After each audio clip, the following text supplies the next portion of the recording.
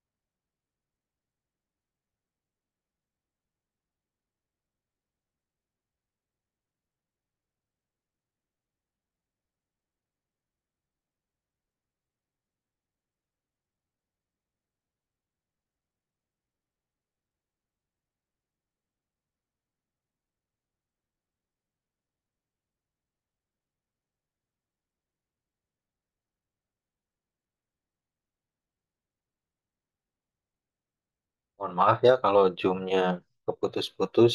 Saya dapat info tuh kemarin. Infonya sudah diperpanjang. Tapi saya juga baru ngecek sekarang sih salahnya.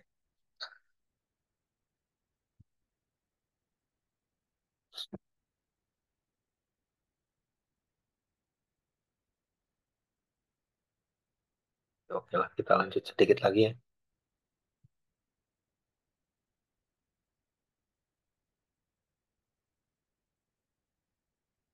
Jadi yang pertama tadi adalah Microsoft Excel. Di sini dia juga bisa digunakan untuk dalam hal analisa, mengolah data. Upgrade dari Microsoft Excel adalah Google Spreadsheet. Google Spreadsheet ini memungkinkan kita melakukan analisa data dengan melibatkan banyak tim ya, dan nggak terbatas karena memang dia bisa online.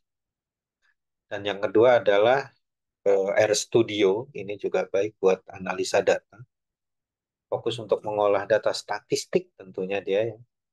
Jadi visualisasi data grafis seperti yang tadi sangat memungkinkan sekali karena memang banyak tools-tools di dalamnya atau alat-alat hitung statistik yang bisa digunakan untuk mengolah data. Dari informasi di websitenya, RStudio ini memiliki kurang lebih atau hampir sekitar 15.000 tool. Jadi mungkin kalau kita yang coba belajar mungkin bisa jadi akan sedikit kebingungan kali ya, karena banyak sekali tool yang digunakan. Tapi untuk memanipulasi, membuat model sehingga visualisasi data itu lebih interaktif mungkin, lebih bagus mungkin secara desain, secara tampilan ya. Tapi mungkin kalau untuk yang baru belajar nih, mungkin butuh keterampilan, butuh banyak membaca, butuh banyak mencari tutorial-tutorial, karena memang menu-menunya ini sangat banyak sekali. Yang selanjutnya ada Python. Ini mungkin teman-teman yang coding sudah paham semua, sudah tahu semua apa itu Python ya. Python ini bisa dibilang tool yang paling sering digunakan oleh data analis, data scientist juga mungkin. Jadi Python ini memiliki keunggulan untuk analisa analisa ya, untuk analisa yang berbeda tentunya mungkin ya. Dapat berintegrasi juga dengan library lain dalam hal visualisasi datanya. Jadi library yang populer dari Python ini juga sering digunakan sebagai antarmuka atau interface di dalam pemrograman sistem analitik ya. Yang selanjutnya ada SAP, SAP Business Object ya. Kalau aplikasi ini atau OS ini menyediakan rangkaian aplikasi intelijen bisnis yang digunakan untuk menganalisa, mencari data, atau menyajikan data. Tool ini juga biasanya digunakan oleh orang-orang yang memang punya bisnis-bisnis tertentu ya, yang kurang memahami secara teknis pengolahan data, tapi dengan menggunakan tool ini mereka atau pebisnis-pebisnis ini mampu menganalisa data secara kompleks ya. Yang selanjutnya ada Tableau, seperti sudah disinggung di awal. Tableau ini tool visual dari data analitik ya. Jadi Tableau ini sangat memungkinkan sekali kalau kita mau clustering data, kalau kita punya data yang banyak dan beragam, tapi kita mau tampilkan di sebuah eh, data terpusat. Jadi di data tersebut mungkin seperti peta geografis. Di dalam peta geografis itu kan banyak sekali datanya ya. Mungkin ada data data keluarga, berapa jumlah kakaknya, atau data remaja, SMP, SD, SMA, dan seterusnya. Ada juga data wilayah mungkin, sehingga dia itu sangat memungkinkan sekali dikemas dalam suatu data terpusat. Nah, bagaimana penyajiannya? Ya, tinggal filterisasi. Karena tabel ini sangat memungkinkan sekali dia bisa mengeksekusi dengan data yang banyak. Hanya saja ada teknik-teknik tertentu ketika kita mau memanggil data tersebut. Sama ya, seperti di coding juga ketika eh, mau memanggil data-data tertentu kan kita harus buat filterisasi dulu ya, supaya ketika dipanggil itu datanya tidak berat.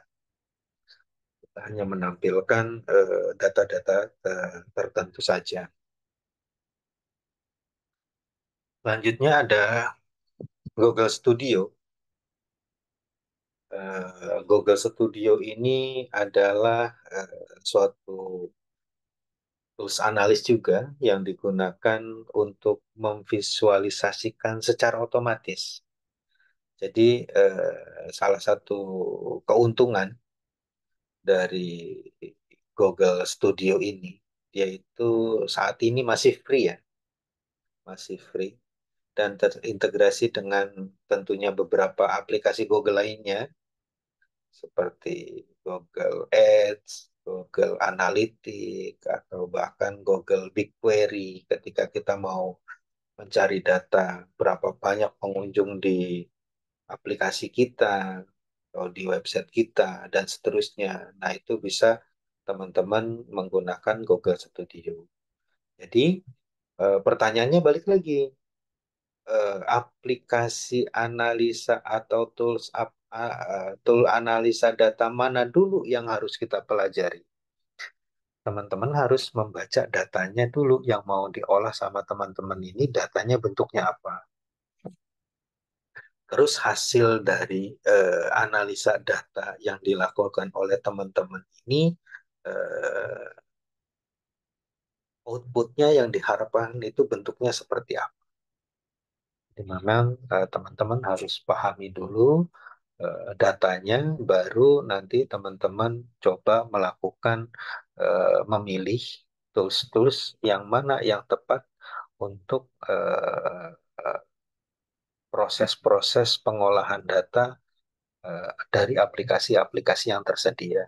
Apakah teman-teman nanti cocoknya apa? Berhubung ini adalah big data, mungkin saya akan lebih cocok dengan Tableau.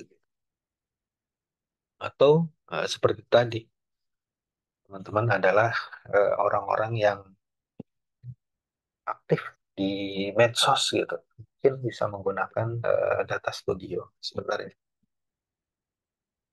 Halo Mas. Belum. Hmm.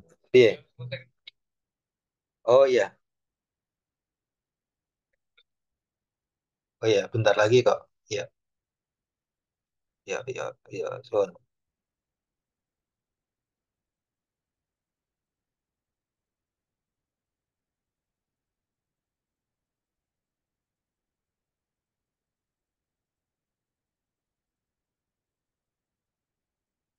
Nah, sampai sini ada pertanyaan untuk mengulas materi tentang analisa penyajian data. Jadi pada dasarnya di dalam penyajian data, kita harus pahami dulu data yang kita dapatkan itu seperti apa, tipe datanya bagaimana, sifat datanya itu seperti apa. Setelah kita sudah temukan konsepnya, baru kita tentukan tools apa yang akan kita gunakan yang tepat untuk dalam hal penyajian datanya. Kalau datanya dalam bentuk kuantitatif gitu kan, kita banyak modelnya, teman-teman juga sudah tahu mungkin dari bentuk-bentuk seperti ini, atau teman-teman mau mencoba tool-tool yang di software berbayar mungkin banyak sekali, atau yang gratisan juga banyak sekarang. Kalau ada yang gratisan mungkin bisa dimaksimalkan atau bisa dimanfaatkan, karena mungkin yang berbayar juga sebenarnya ketika kita dalam pengolahannya atau datanya tidak lengkap juga sebenarnya kurang bagus juga ya. Yang gratisan juga sudah banyak sekarang.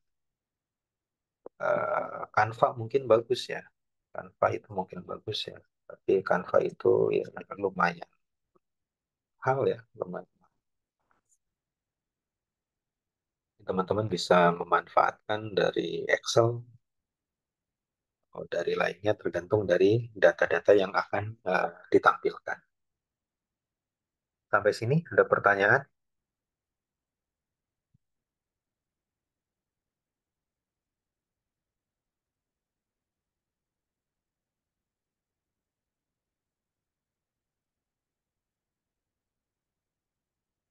untuk yang sedang KP atau yang sedang KP ya, yang sedang KP sebentar lagi akan dibuka. Apa sudah, kalau sudah sampai bab 4 atau bab 5 bahkan, syukur-syukur sudah sampai bab 5, silahkan dilakukan mendaftar atau mendaftar. Kata, kenapa kamu tak?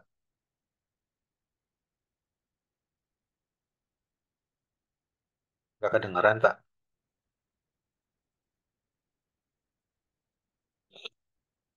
Kalau yang belum, ya kalau bapak yang belum menulis, silahkan segera menulis atau segera konsultasi eh, ke aprodinya kalau belum dapat ide atau belum eh, masih bingung cara melakukan penulisan KP, silahkan konsultasi ke kaprodinya. Kalau sudah dari kaprodi sudah ada pembimbingnya, segera dibuat supaya teman-teman tidak melakukan registrasi lagi di semester depan. Karena untuk KP teman-teman tidak perlu seminar proposal ya. Yang seminar proposal hanya untuk skripsi ya. Kalau yang KP nanti cukup langsung sampai kesimpulan dan saran. Teman-teman tinggal mengirimkan saja naskah KP-nya. Jadi sebelum mendaftar, baiknya teman-teman mengirimkan full naskah KP-nya.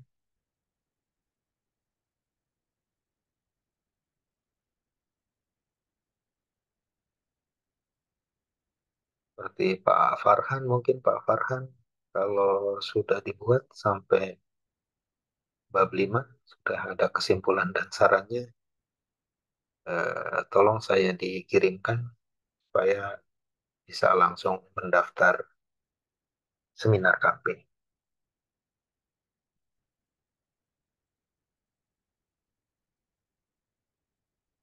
Ada pertanyaan sampai sini? Apa nggak kedengaran suara saya? Aman, Pak. Aman, Pak. Ya, aman ya.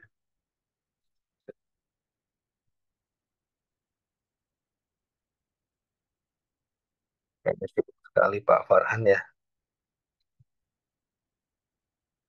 Jadi teman-teman yang KP, eh, saran saya supaya cepat lulus itu KP-nya diteruskan ke skripsi saja. Tinggal nanti konsultasi lebih lanjut. Bagaimana kalau KP-nya itu mau dilanjutkan menjadi skripsi, atau bahkan teman-teman sebenarnya sekarang lebih mudah sekali untuk proses skripsi karena banyak variabelnya ya. Nanti kalau seandainya variabelnya apa saja segala macam itu sudah ada. Tinggal nanti minta aja di bagian akademik untuk syarat eh, kelulusan atau syarat skripsi. Kalau tidak ada pertanyaan, saya rasa cukup sampai di sini pertemuannya. Mohon maaf kalau seandainya Zoom-nya dalam minggu-minggu ini masih terkendala. Saya akan pastikan mungkin paling eh, lambat lah ya, paling lambat minggu ini selesai atau paling cepat itu besok saya usahakan sudah tidak ada lagi masalah di dalam proses belajar mengajar yang terputus-putus seperti ini. Terima kasih teman-teman atas waktunya. Jin, kalau tidak ada pertanyaan, saya undur diri, saya akhiri dengan ucapan Billahi taufiq wal hidayah. Wassalamualaikum warahmatullahi wabarakatuh. Assalamualaikum warahmatullahi Waalaikumsalam. Waalaikumsalam warahmatullahi wabarakatuh. Mas Terima juga. kasih Pak. Selamat malam. Selamat malam. Terima kasih, Waalaikumsalam. Makasih, Pak. terima kasih Makasih, ya. Pak. Terima kasih teman-teman.